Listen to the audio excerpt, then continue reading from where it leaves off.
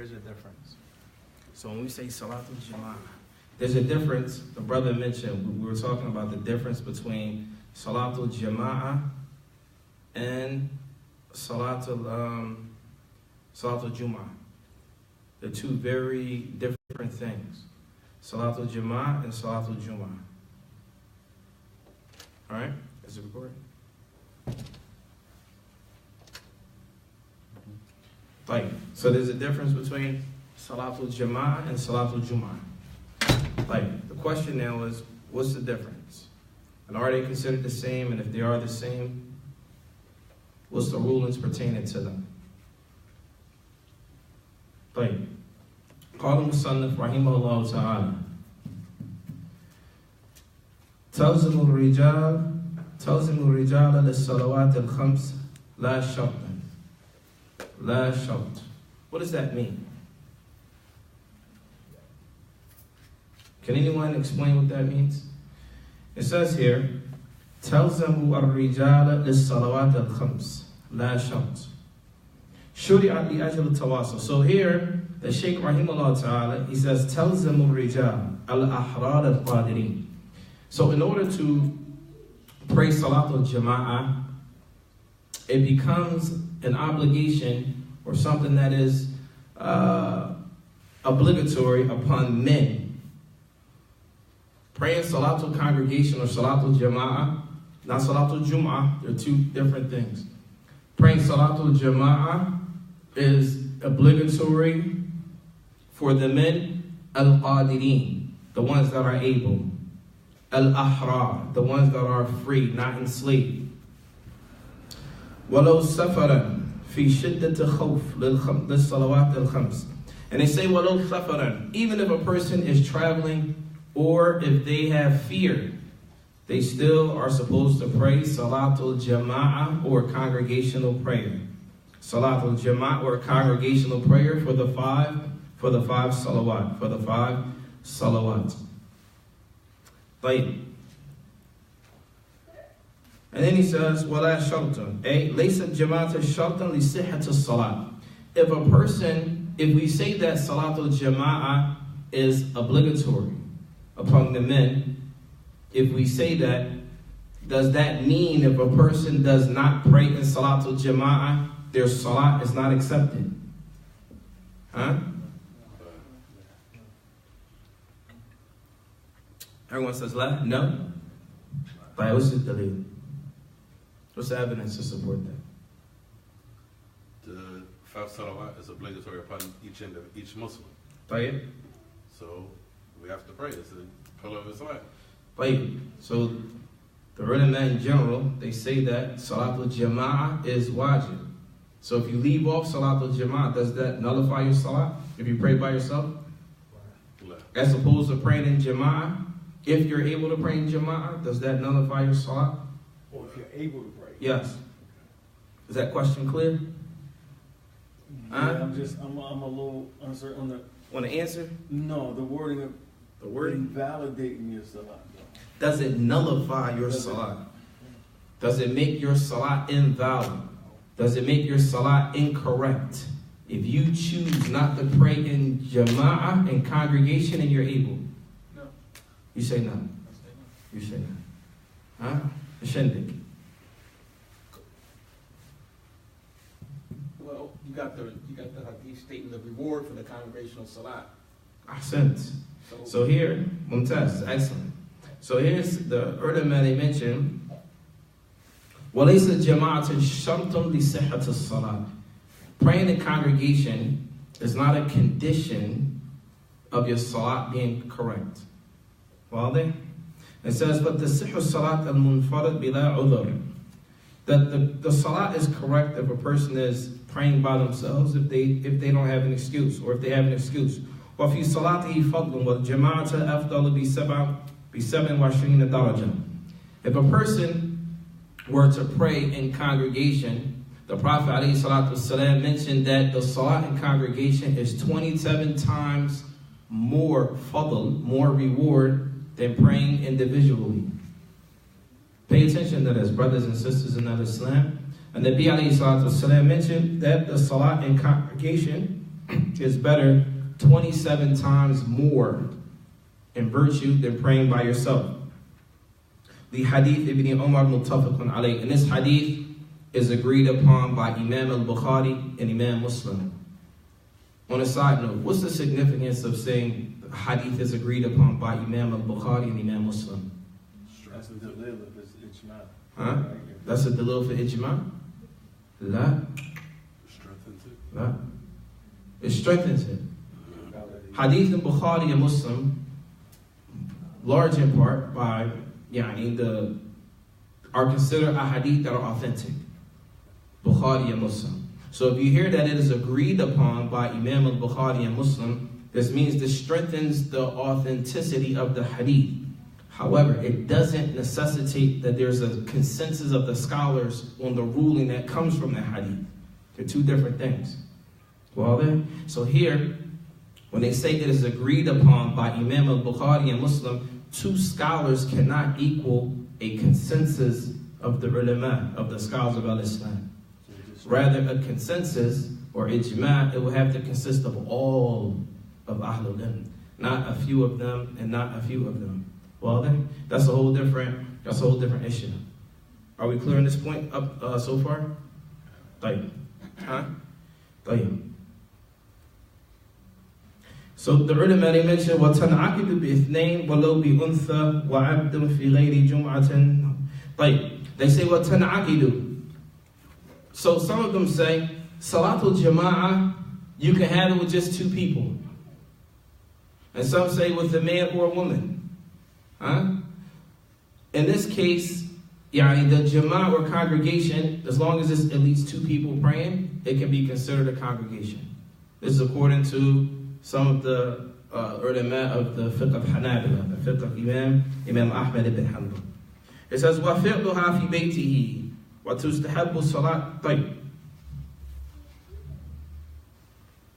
وَلَهُ فِعْلُهَا فِي بَيْتِهِ.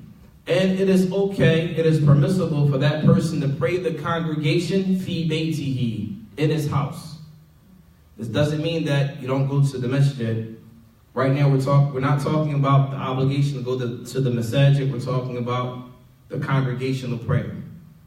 So the congregational prayer, وَلَهُ فِعْلُهَا فِي بَيْتِهِ, that he can also pray the congregational prayer in his home, jama'atan, li'amuma hadith, for the generality of the hadith of the Prophet alayhi salatu wasalam, where he says, جُعِلَتْ لِي الْأَرْضُ مَسْجِدًا وَالطَّهُورًا.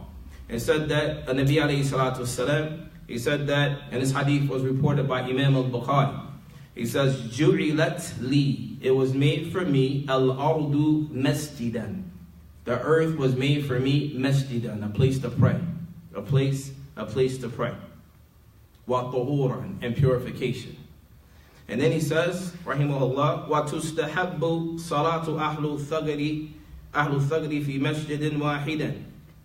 And it also mentions that, and this is, many of the scholars mention this particular part of the text. This is talking about in the times of war.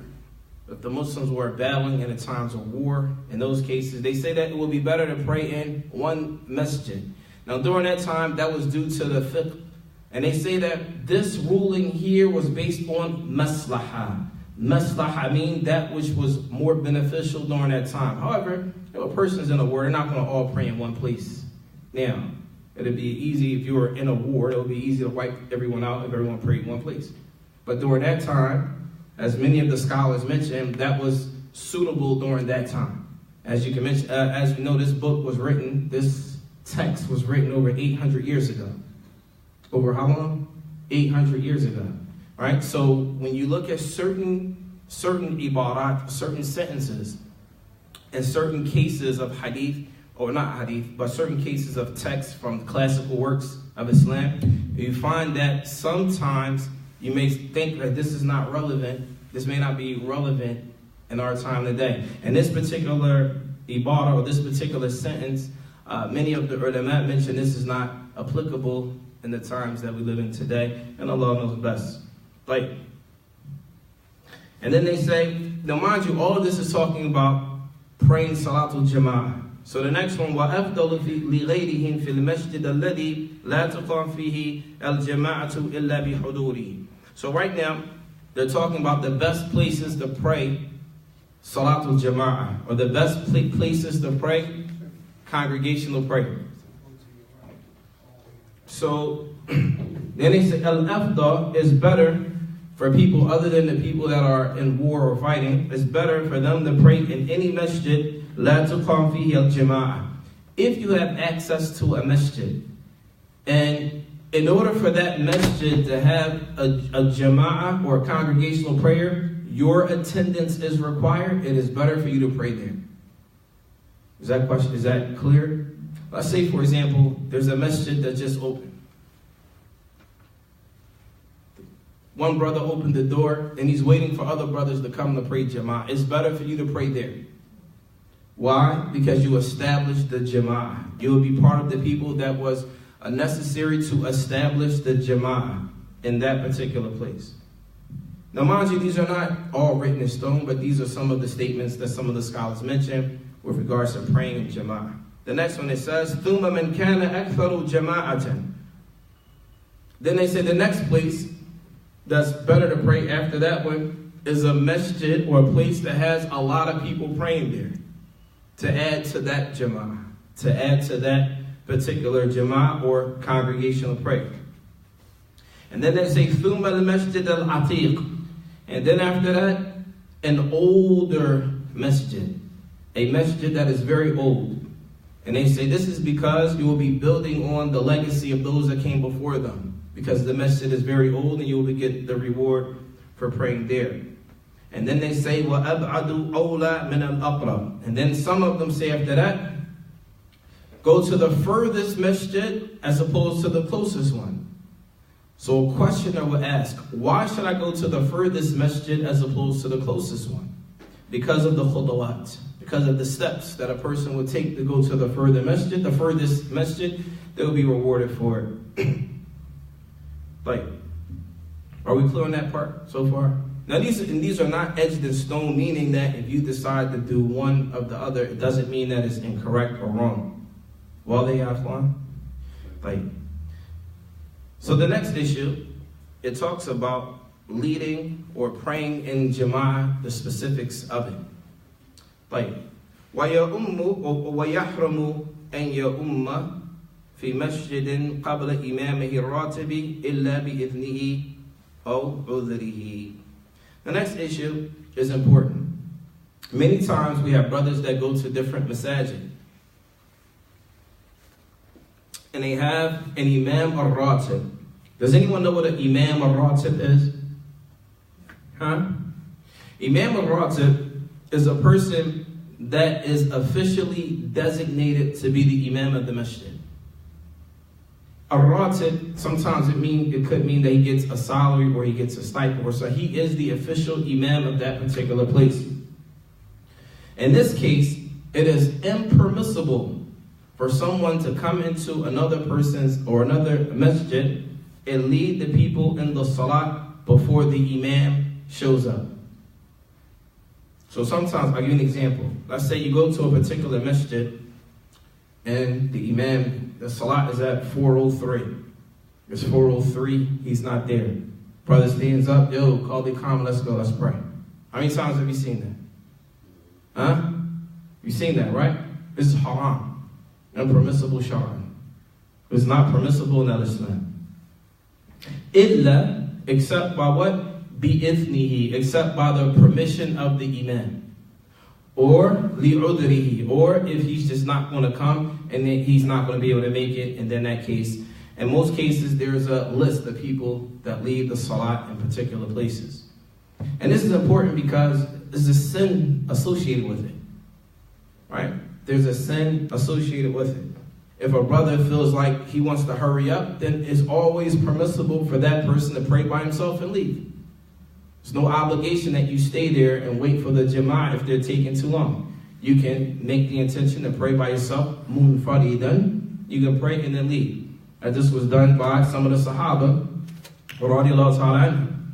When they were praying in a very long salat, one of the Sahaba made the intentions to break away from the Jama'ah so he can finish off his Salat earlier, and he left. And I think we covered that before. At any event, so that's the case with that. وَمَنْ صَلَّى ثُمَّ أُقِيمَ فَرْضٌ سُنَّةً أَنْ يُعِيدَهَا إِلَّا الْمَغْرِبِ. Now this issue here is something that a lot of people come across. وَمَنْ صَلَّى ثُمَّ أُقِيمَ فَرْضٌ سُنَّةً أَنْ يُعِيدَهَا. Let's say, for example, we're in the masjid and we all pray. A few brothers pray. Then, like the muaddin, he prays فرض. إذا كان في المسجد أو جاء غير وقت النهي ولم يقصد الإعادة لا فرق بين إعادتها مع الإمام الحي أو غيره في المسجد.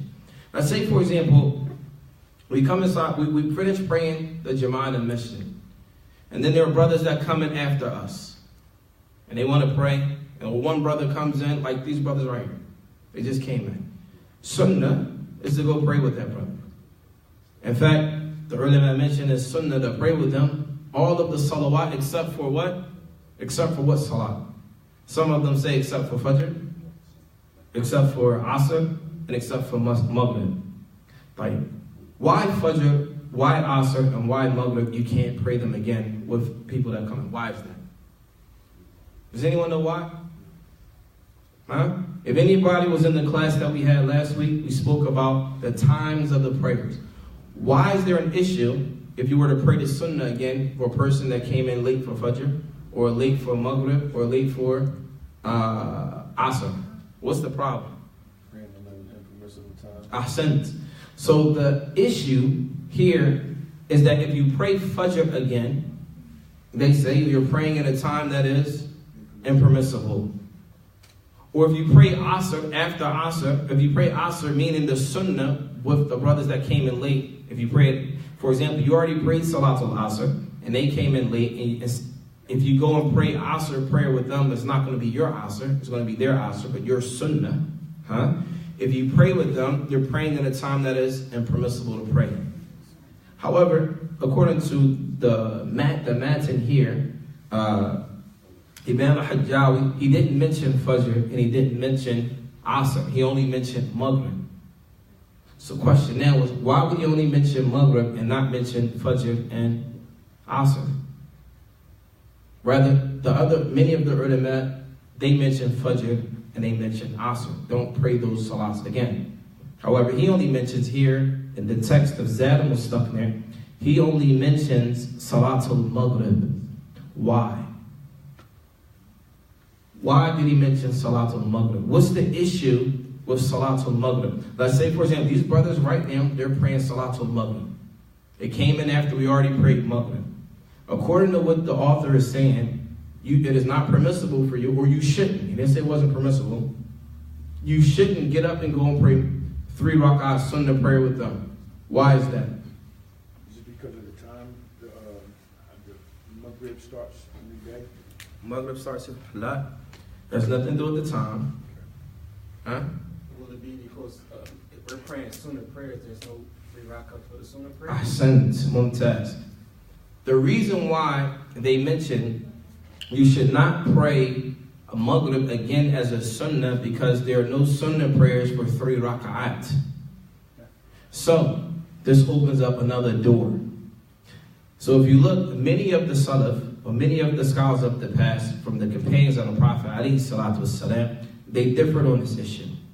Some of them say, in a case like this, you don't pray, or if you decide to pray with them, then you pray 4 rak'ats. You pray how many?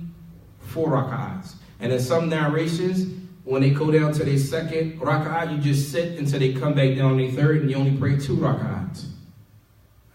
But in this case, if a person were to pray, if the brother came in by himself to pray Maghrib and you wanted to get the sunnah to pray with him, then you go pray with him. But if when he prays 3 rak'at for Maghrib, then you stand up and do a 4th one. You stand up and do a 4th one. Wale? And these are, you find many of the companions And the scholars after the companions discussing these issues in great detail. Any questions about that? Yes. Further. What's the purpose for the 4 rakats? The purpose is that you can't pray witr. Okay.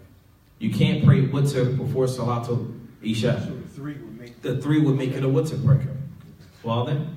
So then they say that az-ziyada afdal min al-naqsan, meaning praying an additional rak'ah is better than praying one less than, meaning stopping at 3. Is that clear? طيب. ولا تكره إعادة الجماعة في غير مسجدي مكة والمدينة. طيب.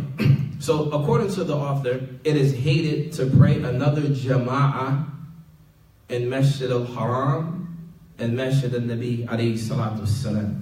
Masjid al-Haram is the masjid in Mecca, the Kaaba, where the Kaaba is located. This is called Masjid al-Haram. According to the author, it is not recommended, it is hated to pray an additional congregational prayer there. He says, however, وَلَا تُقْرَبُ إِعَادَةُ الْجَمَاعَةِ فِي غَيْرِ مَسْجِدِ مَكَّةِ وَالْمَدِينَةِ.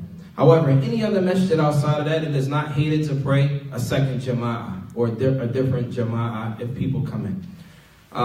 Also, there's a huge difference of opinion among many of the scholars of the past about that. Some of them hold the position that it is impermissible to pray to pray a second jama'ah, and some hold the position that it is not. But there's a difference of opinion among the ulama with regards to that. طيب. وَإِذَا أُقِيمَتِ الصَّلَاةُ فَلَا صَلَاةَ إِلَّا الْمَكْتُوبَةُ. If the imam or if the mu'adhin calls the adhan or calls the iqamah, Allahu Akbar, ashhadu an la ilaha illallah, and you stand for the salat. If they establish the salat, then they say there's no salat outside of the maktubah. There's no salat outside of the salat that has been established during that time. Does that make sense? Or is there some confusion? It doesn't make sense. All right. Let's say, for example,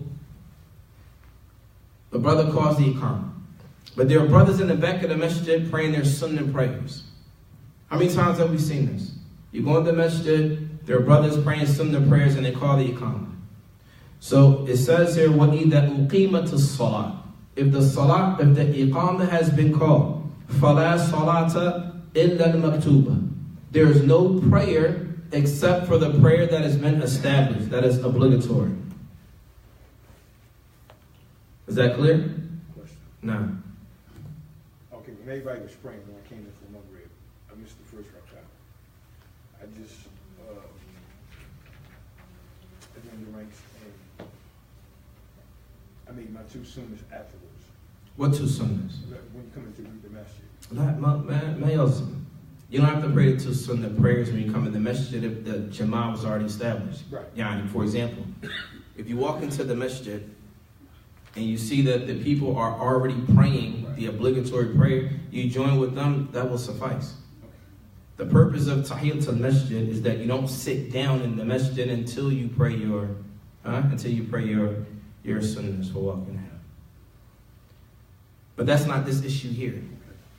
The issue here is we're calling the iqamah for the salat, and people in the back are praying sunnahs.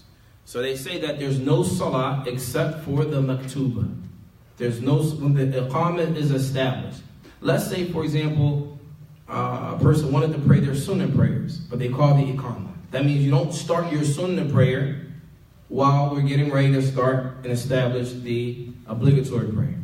And then it says, فَإِنْ كَانَ فِي نَافِلَةً أَتَمَّهَا إِلَّا أَنْ يَخْشَى فَوَاتَ الْجَمَاعَةِ فَيَقْطَعُهَا.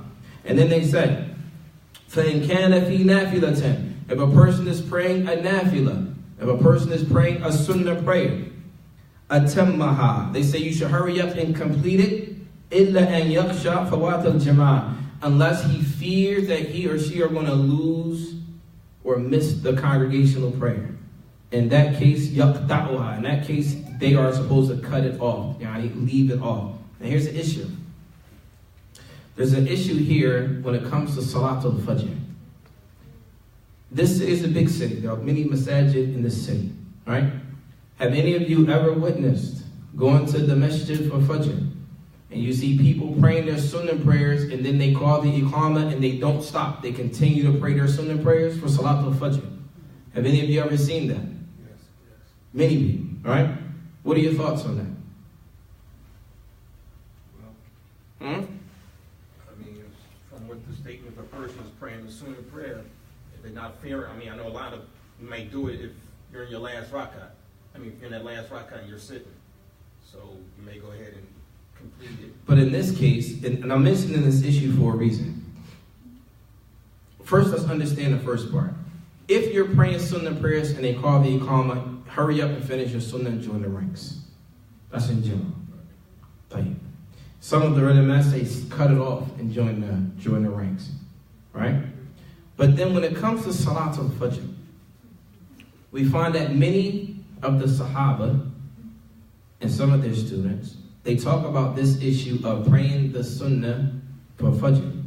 Some of them, from the companions, held the position that even if they're praying, they will pray their Sunnah prayers first. Have you ever come into the masjid and saw people praying Fajr prayer and people in the back praying Sunnah and then they join? Have you ever seen that?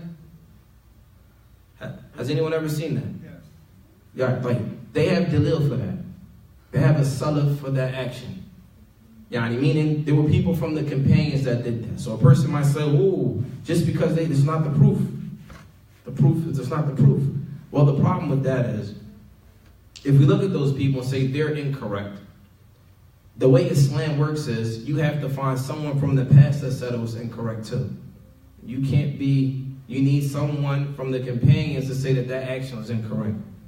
What do we look like in 2018 saying something that's incorrect that the companions 1400 years ago didn't say was incorrect? Is that clear? So these issues like this, we ran into an issue like that in the masjid one time. The brothers were complaining, these people they're wrong, they shouldn't do it. And so when you research the issue, you find that there were some companions that did the same thing. Ad-din yusra ya akhwan. It's easy. However, just because people don't always take the position that you take, it doesn't mean they're incorrect and you're correct. It doesn't mean that they're incorrect and then you are correct. And all of that comes with ilm, with knowledge. It becomes easy to understand differences that some of the ulama of the past even differ in. Now, any questions about that? What was the proof? The proof of that? Yeah, what was the proof for still finishing the sunnahs before joining in Fajr? What is their proof? Mumtaz. Actually, it was the fi'l of some of the Sahaba used to do it. But the question, is the fi'l of Sahaba hujjah? Is the actions of a companion a proof? Depends. Huh? Depends. It depends. It depends on what? I mean, you said it. What does it depend on? Huh? If nobody refuted, If you don't find anyone from the companions refuting. Like, the scholars differ with regards to the statement of a Sahabi. If the actions or fi'l of one Sahabi, is it a hujjah or not? Is it a proof in Islam or not? Is debatable. According to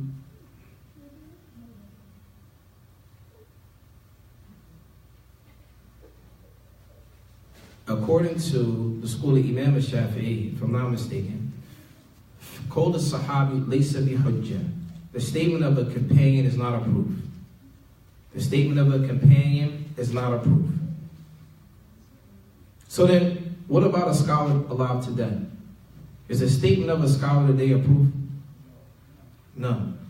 If a statement of a companion, a person, asar al-Nabi sallallahu alayhi wa sallam, the people that lived during the time of the Prophet alayhi salatu wasalam, if their statement is debatable on whether it's a proof or not, where the majority of the ulama say that the qawl of Sahaba laysa bi hujjah, that the statement of one companion is not a proof.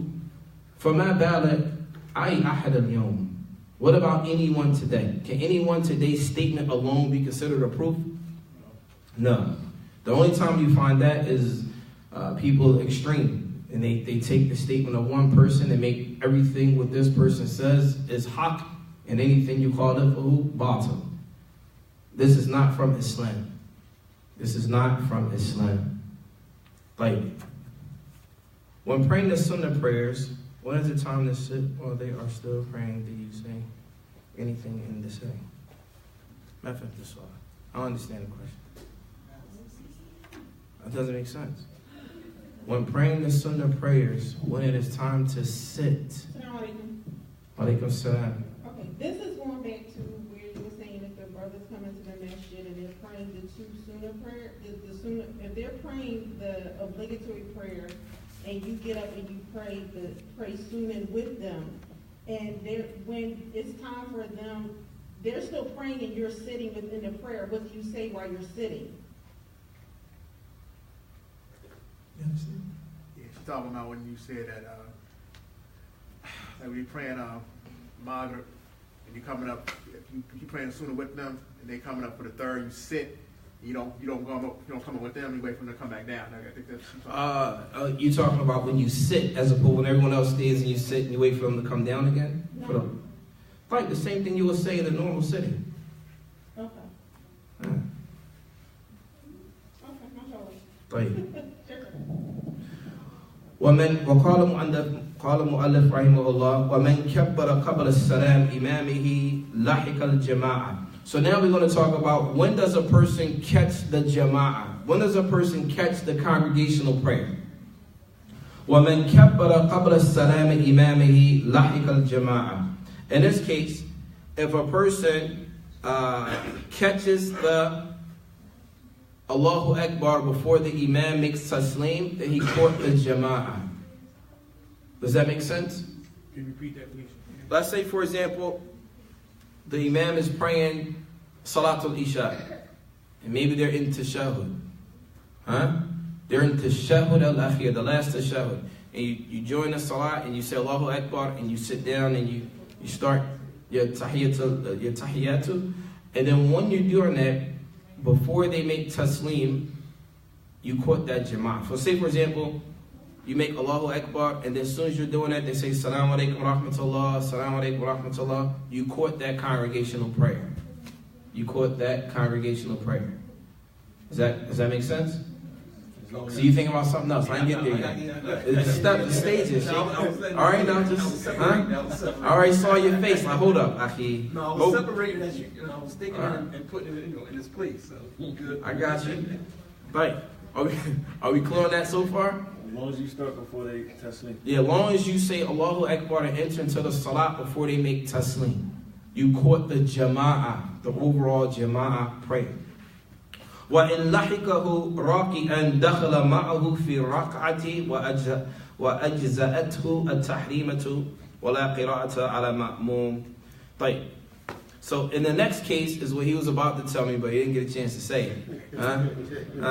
It says, وَإِنْ لَحِقَهُ رَاكِئًا. Let's say, for example, the Imam is praying and he says, Allahu Akbar, and he goes down to ruku'. And you come in the masjid and you see them in ruku', and you hurry up, and you say Allahu Akbar, and you go down into ruku', then you caught that raka'ah. So you already caught the jama'ah, now you caught that raka'ah. That's what you're going to ask, man. Right. That's the ones I was differentiating. Right. So right now so in both cases you caught the jama'ah, but in one case you caught the raka'ah. Right. Well then, No. Is that clear? It's clear? Alright, then let's go back to that now. Because we're going to go ahead. Are you going back to the specifics of that ruku? Yes, Okay, yes. sorry, I'll let you speak. Alright, so with regards to catching that ruku', I was under the assumption when I first went to Saudi Arabia in Mecca, before we started studying this issue, I was under the impression that everyone understood that when you go down into ruku', and you catch the ruku', you caught that rak'ah. I thought everyone knew this. I had a neighbor who was a teacher at Dar al-Hadith, Al-Khairiyah. And he was a teacher there, and he used to live near Sheikh Wasiullah Abbas. And so one day we were in the masjid, and he and I both came into the masjid late, and we prayed. And this is what happens when you're a young student. These are mistakes you make, right? So we went down and we prayed, and I came in the masjid and I made a record. And he and I were next to each other making a record. So when the salat was over, I ended my salat with everyone else, and he stood up again. So I said, yeah, I get a chance to tell him, about the hadith, right? So after the salat, I'm like, Sheikh, the hadith, it says, you walk, same thing we're talking about now. So he looked at me and said, I don't take that position. So then I'm like, what's the other position? There's a whole different position of ulama that don't follow that position. Because they go with the position that if you did not make the al-Fatiha for that salat, then you missed the rak'ah. So you're going to say to me, just like I said to him, but Sheikh, we got a hadith. The hadith was clear that the Prophet ﷺ allowed for that Sahaba to do it. So his response to me was, that hadith, as many of the ulama mentioned, that hadith was specific for that person, not to anyone else. That's an argument. And so this is how things go. You're like, oh, you thought you knew one thing, and then you find out it's something totally different. There's a whole other position on it. Well, then, so I'm only giving the one position here. So if you see a brother come in the masjid, and they quote the state, they went down record, just like you, and they stand up and complete the rak'ah, don't tell her brother they're not following the sunnah. The sunnah is this. La, fiya khilaf here. It's a difference of opinion. Khilaf mu'tabar. And there's a difference of opinion that's respected. Not something that is like, no, this is not true. No, there are many scholars that hold that position. Now, any other questions? No, it's fine. All right, so example, was that correct when I came into the masjid? I think y'all were on the second rak'ah. When everybody salamed out, I stood up to complete the first rak'ah that I missed.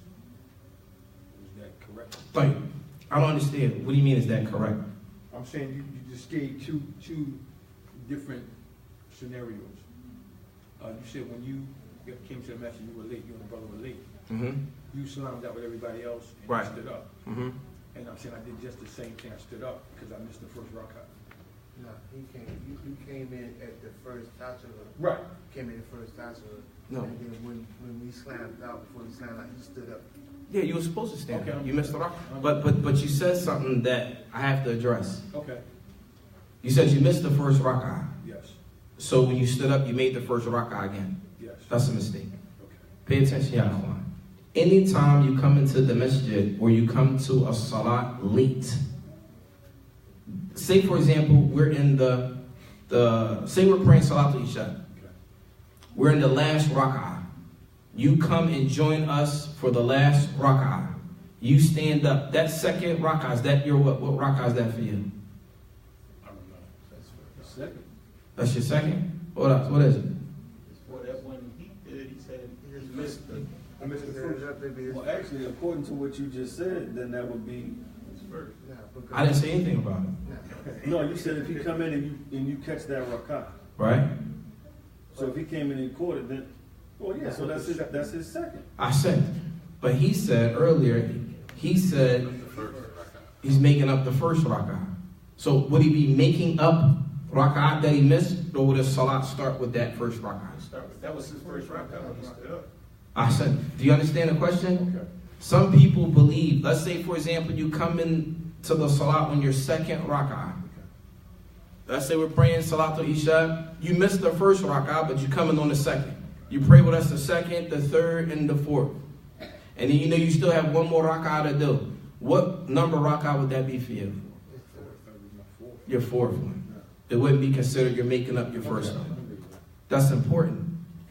Because a lot of people believe that you missed the first rak'ah, so I got to make my first rak'ah. La. You're making your fourth rak'ah. Okay. So for us, that would have been our fourth rak'ah, but that would have been your third. Because you didn't make your fourth yet. Does that make sense? Even if the tashahhuds are off. Like for Maghrib. That's a whole side of it. I just want to make that clear. You look confused. No, I was just gonna say. So I at what don't point? like the way you fix that. Hold up. You gotta fix that. Yeah. At what point is it too late for him to say he caught that rak'ah?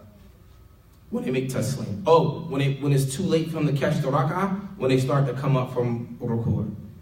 So let's say, like you said, if we in our, let's say we was praying Isha, and we're in our 4th rak'ah, and we go into tashahhud. Is your question, when did he catch the rak'ah or when did he catch the jama'ah? The rak'ah. In order for him to catch the rak'ah, he has to have joined the salat while we're in ruku'. Once we rise up from ruku' and he comes in and says Allahu Akbar, he just caught the jama'ah, but he didn't catch that rak'ah. Does that make sense? Makes sense. So on that, when they did the coming up. Hold on real quick, because his face is still cloudy, man. Because with that, right, if you say he caught the jama'ah, Right? but he didn't catch the rak'ah. That rak'ah. He might quote the next one after that, the next one, but not that. But I'm saying, but if we're in our 4th, right? If we're in our 4th rak'ah, he will, according to Imam al-Hajjawi, he will have caught the jama'ah as long as he says Allahu Akbar before the Imam says Salamu alaikum wa rahmatullah, Salamu alaikum wa rahmatullah. Okay. All right? Gotcha. You sure? Yeah. But so regardless of what, we in our 4th, he in his 1st. Yes. Okay. All right? Now, let's go back to the next issue here that we didn't cover. وَأَجْزَأَتْهُ التَّحْرِيمَ. Let's say, for example, we're in the ruku', or we're even in sujood. He comes and joins the salat. Does he have to say Allahu Akbar and then Allahu Akbar al-intiqa? There's 2 Allahu Akbars here. Allahu Akbar tahrima, which means this first takbir is going into the salat. Is he also obliged or obligated to do the second takbir to go to the next position or not? You use the word obligated? Yes. Is it? He has to. So let's say right now we're in ruku'. Right now we're in ruku'. Right? He runs, catches the salat. The imam's waiting because, sunnah to wait. He's waiting for him to join. He joins. Allahu Akbar. Does he say Allahu Akbar? Then Allahu Akbar and go down to ruku'? Yes. Or does he say Allahu Akbar and go straight down to ruku'? Which is it? Takbiratul ihram is a pillar of the salat. Right. So he has to do that. Good. And every takbir after that is nah. It wouldn't because What wouldn't be? it wouldn't be obligatory because it's not a pillar. Every takbir after that is not it's not obligatory. Ahsant. So then, it's obligatory for him to do takbiratul ihram, meaning takbir that you're entering into the salah. It's afdal, yani is better for him to do both of them to move from position to position. But what is obligatory upon him is takbiratul ihram. Yes, just to go into the salah. ويستحب في إصرار إمامه وسكوته إذا لم يسمعه لبعد ولا طرش. طيب. The next issue is, it says لا قراءة على مأموم. According to this, it says there's no recitation for the ma'mum, the one that is being led in the salah. Some of them say except for Al-Fatiha. Except for Al-Fatiha. So if the imam is leading the salah, it says there's no recitation, no qira'ah for the ma'mum, meaning the one being led in the salah. Why yustahabbu, they say it's recommended, or you're going to probably find some, or they might say it's obligatory. It says, why yustahabbu fi israr imamihi. So there are 3 places in which it is recommended for a person to recite the Quran or Al-Fatiha when the imam is praying. Does anyone know what those times are? Does anyone know what those times are? The question is, when is it permissible for you to recite the Quran? Let's say we're praying Salatul Fajr or Salatul Maghrib or Isha, Jahariyan, you have to hear it. When is it permissible for you to recite your Al-Fatiha? When should you recite it? When he breaks. When? When exactly? It's 3 times that the early man mentioned that a person should recite. Does anyone know what those times are? question? The question is, right now, let's say we hold the position, لا صلاة لمن لم يقرأ بفاتحة الكتاب. There's no salat for the one that does not recite Al-Fatiha. So some scholars say, in the salat that's loud, you don't have to recite Al-Fatiha. It falls on the imam. Some of them say, la, rather, even in those salawats, even in those prayers, you still have to recite Al-Fatiha. So as Shaykh Abdul Majid al-Subayl, he used to tell us, khuruj min al-khilaf awla. Staying away from differences of opinion is better. So in this case, if you recite Al-Fatiha, even in, for example, for Salat al-Isha, for Salat al-Maghrib, Salat al-Fajr, even if you recite Al-Fatiha, during those salawat, it's safer for you than not to recite. So the question now is, if you're going to recite, when do you recite? Can you recite it while the imam is reciting? No. Follow along. Okay, but it doesn't count as your recitation. When do you recite? And it's not that you recite loud to yourself. When? They say, so the first time is sakatat al-imam. When the imam is silent. So for example, if the imam is, when he finishes Al-Fatiha, وَلَضَّالِينَ آمين, there's usually a gap. They say you should recite it during that time. So, I'm listening. I Other times when the imam is quiet. Fi sukutihi. When is the imam, for example, qabla al-Fatiha wa ba'daha. Before the Al-Fatiha, there might be some silence. You can recite it in. Or after Al-Fatiha, there might be some silence where a person can recite it in. Or they say, إِذَا لَمْ يَسْمَعْهُ لِبُعْدٍ. Or if you can't hear the imam because he's far away. But we don't have those situations here because we have microphones. But in some cases, there could be a congregation, a large congregation, and they cannot hear the imam reciting. They can't hear the imam reciting. So in this case, it's considered different. وَيَسْتَفْتَحُ وَيَسْتَعِيذُ بِمَا يَجْهَرُ بِهِ الْإِمَامِ. And you also do the dua al-istiftah, وَيَذُ بِلَهُ, all the same things. You said when the imam is silent after reciting Al-Fatiha? Mm-hmm. There's a gap there. So in between reciting Al-Fatiha and beginning of the next one? Yes. If you begin reciting Al-Fatiha, you have to hurry up. You have to hurry up. You have to hurry up. And the other one, you said the second one, before Al-Fatiha. Yeah. So say for example, this will be for the next rak'ah. Or it could be in the beginning of that first rak'ah. Before the salat starts, he might say Allahu Akbar and he's quiet. You can hurry up and get the Al-Fatiha. Now how do you reconcile between that and the imam is to be followed? Mm-hmm. So the ulama say, in all cases, the imam is to be followed. No one says anything other than that. However, the issue now is the hadith where we said there's no salat for the one that doesn't recite Al-Fatiha.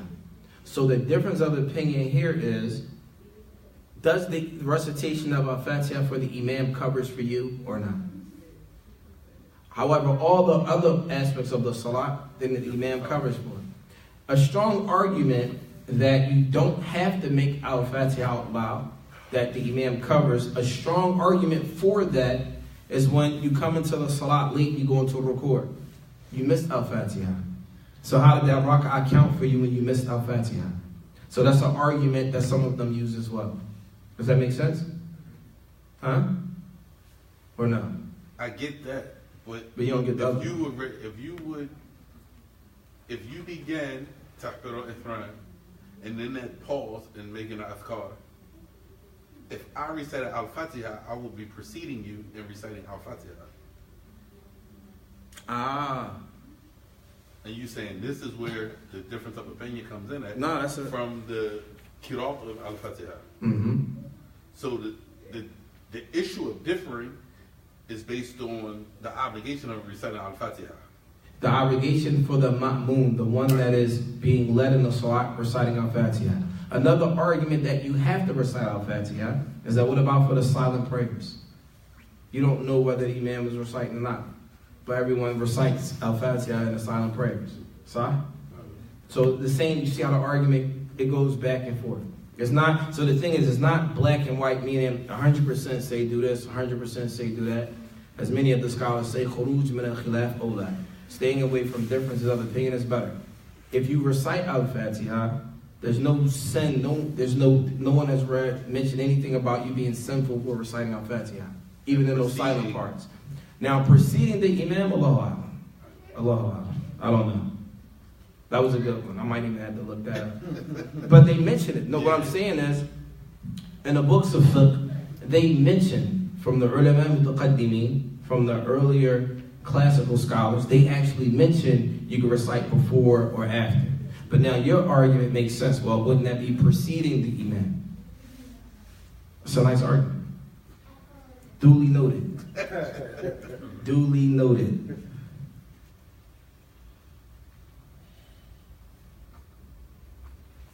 Right. So the next one. وَمَنْ رَكَعَ أَوْ سَجَدَ قَبْلَ إِمَامِهِ فَعَلَيْهِ أَنْ يَرْفَعَ لِيَأْتِيَ بِهِ بَعْدَهُ. The sister's stuck back there. The sisters are stuck? Yeah, they're stuck right now. I think we just rolling and they kind of still. Right, if they got questions, then let's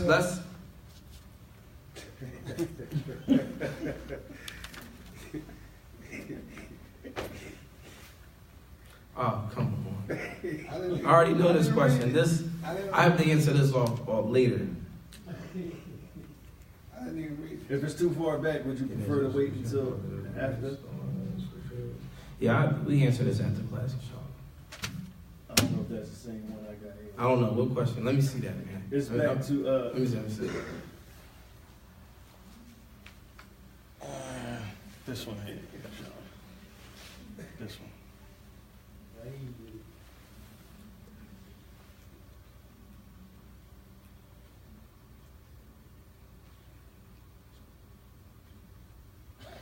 I don't even understand. Back to, I believe it's back That's different than this one. Back to Jamal's question, when he was like, basically, let's say if they offer Maghrib and then and then you either stay down for your two or you do an extra one, right? If you stay down for your two, they saying basically, what are you doing when they go up for that third? We already said that. The same thing you would do when you were sitting down. Right. So it's like, right, the tashahhud. If you're doing the tashahhud, Right. At the end of the tashahhud, there are adhkar you can make as well. Right? You can make other adhkar during that time. Right. The next part.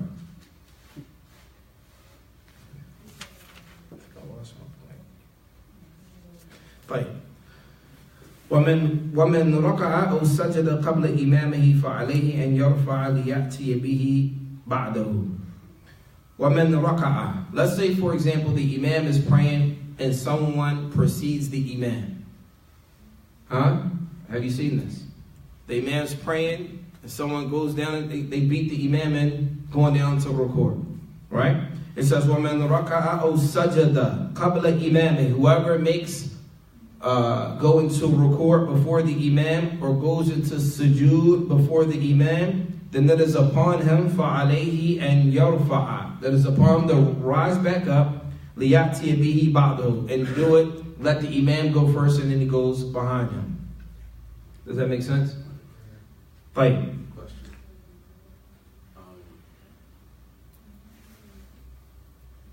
As it relates to, and I ask because it's common, that pause that you mentioned after reciting Al-Fatiha, the ma'moom, we tend to say Ameen before the Imam. You shouldn't. You shouldn't. You should say Ameen Wait with till the imam. says it, because the Imam usually is taking a breath. Yeah, you wait for the imam to say it and we say it with him. We say it with him. فَإِن لَمْ يَفْعَلْ عَمْدًا بَطَلَتْ.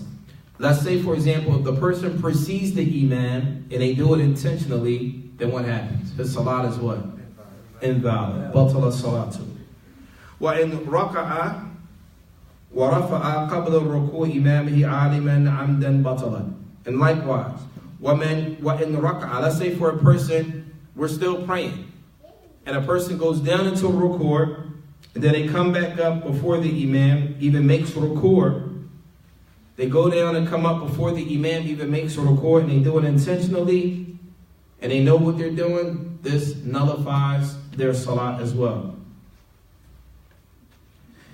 وَإِنْ كَانَ جَاهِلًا أَوْ نَاسِيًا بَطَلَتْ الرَّكْعَةُ فَقَدْ. If they are a person that don't know any better, or they did it out of forgetfulness, then it will only nullify that raka'ah. It will only nullify that raka'ah. Not the whole salat. Not the whole salat. وَإِنْ رَكَعَ وَرَفَعَ قَبْلَ رُكُوعِهِ ثُمَّ سَجَدَ قَبْلَ رَفْعِهِ بَطَلَتْ. Now let's say, for example, a person goes down into ruku', and they come back before the imam goes into ruku', and then they make sujood on the ground before the imam even comes up from ruku'. This will nullify their salat, except for the person that doesn't know or out of forgetfulness. You might say, who would do that? Sorry? Who does stuff like that? Sometimes we have people that have mental impairments sometimes. And you'll find this, especially in the land of the Muslims, right? They may do these things, and obviously the pen is lifted off of them anyway. But the scholars of Islam still have to talk about these issues. Well, if this happened, then it's this. If that happened, then it's that. Then it's that. طيب. ويصلي تلك ركعة قضاء ويسن للإمام التخفيف مع اتمام وتطويل ركعة الأولى أكثر من الثانية. Now, let's say, for example, a person did make that mistake and they messed up their rak'ah. They have to pray that rak'ah again. When everyone makes taslim, they have to stand up and do that additional rak'ah qada'an, meaning they have to make it up. The next one is وَيُسَنُّ لِلْإِمَامَ التَّخْفِيفِ مَعَ الْإِتِمَامِ. If the imam's leading the salat, it's sunnah for him to take it easy on the people that he's leading in the salat. وَتَطْوِيلُ رَكْعَةَ الْأُولَى. And the first rak'ah should be longer than the second rak'ah. The first rak'ah should be longer than the second rak'ah. And it says, وَيُسْتَحَبُّ الْإِنْتِظَارُ دَاخِلًا مَنْ لَمْ يَشُقَّ عَلَى مَأْمُومٍ. It is also sunnah for the imam, if he's in the ruku' and he hears that people are walking or coming into the masjid, he should stay in that position until they join the rank. Until they join the rank, as long as it's not mushaqqa ala nas, as long as it's not a difficulty on the people. As long as it's not a difficulty on the people. So when, I say if the imam is in ruku', someone comes into the masjid, that person coming in should hurry up because the people are waiting on him or her to join the rank so that they can get that rak'ah with the jama'ah. Get that rak'ah with jama'ah.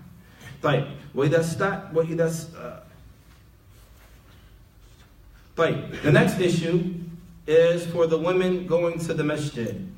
إذا استأذنت المرأة إلى المسجد كره منعها. If a person's wife or daughter or any woman that is within their family wants to go to the masjid, it is hated to prevent them from going to the masjid. It is hated to prevent them from going to the masjid. And then it says, وَبَيْتُهَا خَيْرٌ لَهَا. However, her home is better for her. Her home is better for her. Right. And with that, inshallah, we're going to stop. The next class about this will deal with Fasl fi Ahkam al-Imama. Who can be the Imam of the Salat? Who can be the Imam? And that chapter is there's a lot of stuff with Jama'ah. Now, if you have any questions for them. Conversely, with you was talking about if those that go ahead of the imam. What about sometimes you see brothers and they like the imam moving a little too fast for them, and they kind of behind everybody a little bit. As long as they're not, Allah. When you say behind a little bit, what does that mean? Behind a little bit, like what? Man, I say we're going through a record, but they're a whole rak'ah behind. No, not that far. A couple positions behind. Yeah. Allah. La adri. Nah. All right, going back to these Sahabas that held the view about Fajr and the Sunnahs. Who were some of them that held this view? I knew you was going to ask that. Who are some of the Sahaba that held that view? Good question. Let me give you some. Because I wrote it down. I know somebody's going to ask me. And I want to be prepared. But I'm not prepared because I don't have it up. Hold on. I'll come back to it. Any other questions until I get to that one?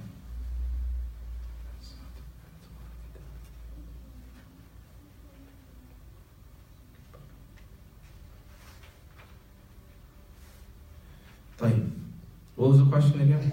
As far as the Sahaba that held a view about finishing the Sunnah prayer before joining the Fajr.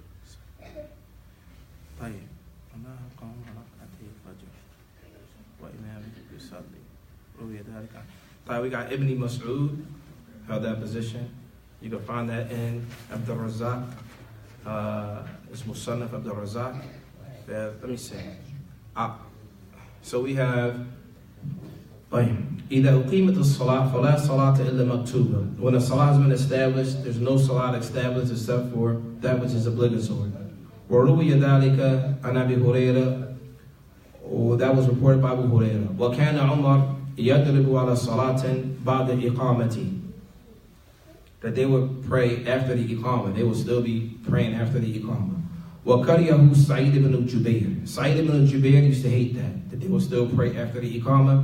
وَكَذَلِكَ ابن السِّرِينَ ابن السِّرِينَ وَعُرْوَةَ وَالشَّافِعِي وَإِسْحَاقَ أَبَاحَ قَوْمٍ وَإِمَامَ الشَّافِعِي وَإِمَامَ إِسْحَاقَ ibn Rahuya. Ishaq ibn Rahuya, that was a companion Imam Ahmed. And he says, وَأَبَاحَ قَوْمٌ رَكْعَتَيْ فَجْرٍ. And a group from among them will say it's different for the 2 rak'ah before Salatul Fajr.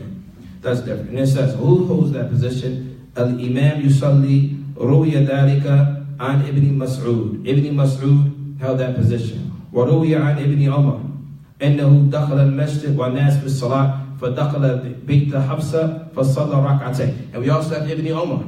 Ibn Umar, he would go into the masjid والناس في الصلاة, and they're praying. And then he says فدخل بيت حفصة. He would go into the house of Hafsa فصلى ركعتين ثم خرج إلى المسجد. He would go into the house of Hafsa and pray 2 rak'ah and then go back and join the ranks. And this was Ibn Umar. And then it says ثم خرج إلى المسجد فصلى وهذا قول مسروق. And that's the قول مسروق والحسن. وقال مالك إمام مالك إن لم يخف أن تفوته ركعة فليركع. Imam Malik says if he doesn't fear that he's going to miss the congregation, then he makes that salat. وقال الأوزاعي اركعهما فتيقنت أنك تدرك الركعة الأخيرة. Imam al-Awza'i, he says, pray those 2 rak'ah, but ensure that you don't miss the jama'ah. I like this. Would it be praying the sunnah rak'ah, the fajr? Should they be prayed in the house before the masjid, or should it be prayed in the masjid? So there's a narration that says you should be prayed in the house and then go to the masjid. However, if the person prays it in the masjid, it doesn't take away from the sunnah for fajr. However, it's better to pray in your home before you leave.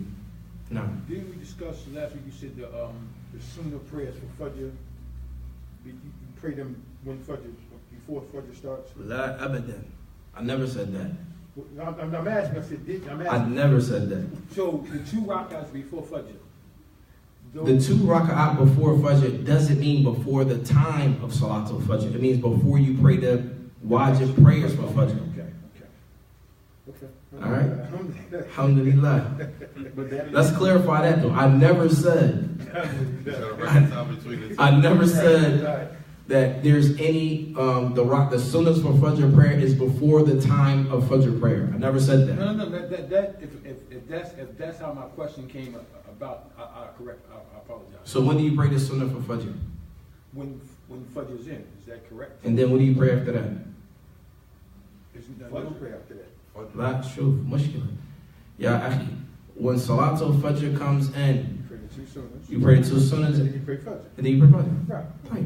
Oh, alhamdulillah, okay. So like the brother said though, how do you, like between what he's asking and what he was saying, and praying them at home? You pray your sunnah prayers at home, and then you go out to the masjid and pray Fajr. But that, Are you really gonna make it? yeah, that's what I'm saying. Yeah, you'll be kind of. How won't you make it? Because if say for instance, Fajr What come at time? 5 o'clock. So hold, time out. So the masjid in general, the masjid should not pray Fajr prayer as soon as Fajr comes in. Right. Pray 15. Would you pray 20? Praise. Huh? No beside your praise. All right. So if you know that you're not going to make the congregation, if you pray at home, then pray in the masjid so you can make the congregation. But the origin is that you pray it in your house and then you leave. Basically, use common sense. Yeah. I didn't want to say that, but yeah.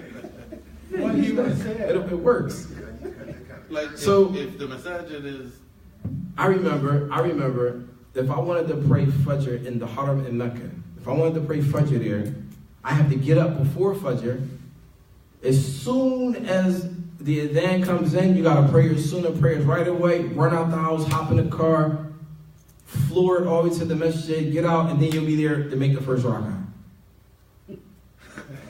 That's how, in Mecca it was like that. Yeah, too much shit, right? You know, what's that again? No enter, no 2 rak'ah for entering the masjid. Why would you have to break No, the I'm just saying, that's how it be, the distance. Oh, yeah. By the time you get there, they're already praying. Sometimes when I look at it. Yeah, like that, you know. And then you want to go on Friday morning because the salat is longer, so you really can make it now. I got one more question. 'Cause I've seen this happen actually. Home. I've never seen it here, but I've seen it since Daddy. What about people who they pray Fajr, and then they go back and pray the sunnahs after? Intentionally? I've seen it done. Lish? Why? I've seen it done. Based on what? I don't know, but I've seen it done. I don't know anything about that. I've seen it done though. What's the question? Praying the sunnah prayers after you pray Salat al-Fajr. that's penitentiary. That's the penitentiary? Well, if he missed the 2 sunnahs before Fajr? Yeah. You missed do something before Fajr. We went over that. Yeah, we did go over that. I missed He's saying if you that. missed the 2 Brother wasn't sunnahs before Fajr and they pray them. After Fajr, If you miss the 2 sunnahs before Fajr, you pray after Fajr. yeah. I've seen Right, that done. but truth. So some of the ulama say wait until the sun comes up to pray. Right? So there is some khilaf on that. Do you pray as soon as right after Fajr? Do you wait till the sun comes up? That's a different masala. Right. Any other questions? The sisters in the back, they okay? Besides this question here, we're going to get to this after class. The sisters, any questions in the back? He said, thought you couldn't rush to the Salat. Thought you couldn't rush to the Salat? The sunnah is that you don't rush to the Salat. You made that statement. That was just my mistake. I just wanted to go pray in the Kaaba or at the Kaaba. Yeah, that was wrong. I shouldn't have rushed. Should have took my time and drove carefully, but I didn't. Love sign. Like, any other questions? خلاص. سبحانك اللهم وبحمدك أشهد أن لا إله إلا أنت أستغفرك وأتوب إليك. السلام عليكم ورحمة الله وبركاته. You can stop that shit.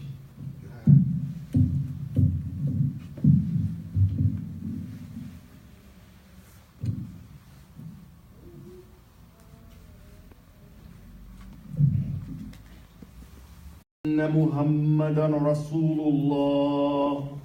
حي على الصلاة حي على الصلاة